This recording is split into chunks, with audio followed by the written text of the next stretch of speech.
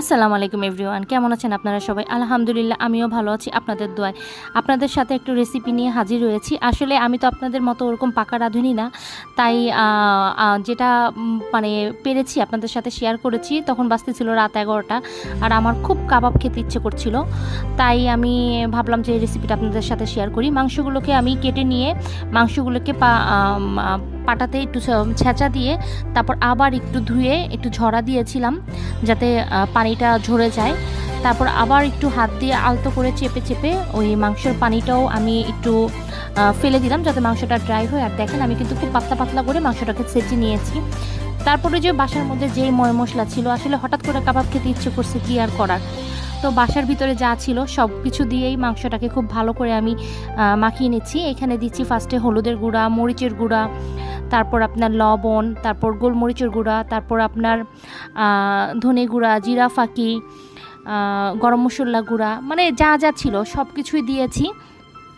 তারপর আরেকটা কথা, সেটা হচ্ছে আমার কাছে একটু বারবিকিউ মশলা ছিল, ওইটাও একটু সামান্য এটার মধ্যে আমি অ্যাড করে দিয়েছি। টক দই দিয়েছি, সোয়াবিন তেল দিয়েছি, একটু সরিষার তেলও দিয়েছি, ওটা ভিডিও আমি করতে পারিনি, ভুলে গেছি।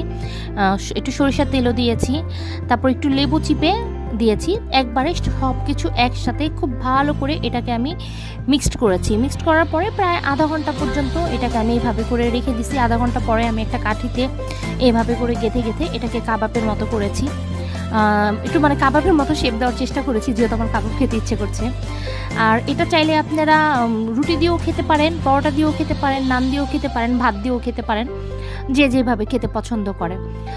আর মানে খুব অল্প আছে আস্তে আস্তে করে আমি এগুলোকে একটু ভেজে নিয়েছি। আর আমি যখন তেল গরম করেছিলাম তখন এটার মধ্যে একটু দারচিনি, এলাচ এগুলো দিয়েছিলাম যাতে এটার মধ্যে এটার ফ্লেভারটা যাতে যায়। তো খুব মিডিয়াম আছে আমি আস্তে আস্তে খুব সুন্দর করে এগুলোকে ভেজে উঠিয়ে নিয়েছি। এবং দেখেন এটার লাস্ট লুক, আলহামদুলিল্লাহ, মাশাআল্লাহ, খেতে কিন্তু খুব মজা হয়েছিল। আমার বড় মেয়ে, ছোটো মেয়ে খুব মজা করে পছন্দ করে খেয়েছে, এটাই আমার কাছে অনেক। আর ইনশাআল্লাহ দেখা হবে, ভালো থাকবেন আপনারা নেক্সট কোনো ভিডিওতে। আর বলবেন কিন্তু কমেন্টে কেমন হয়েছে। আল্লাহ হাফেজ।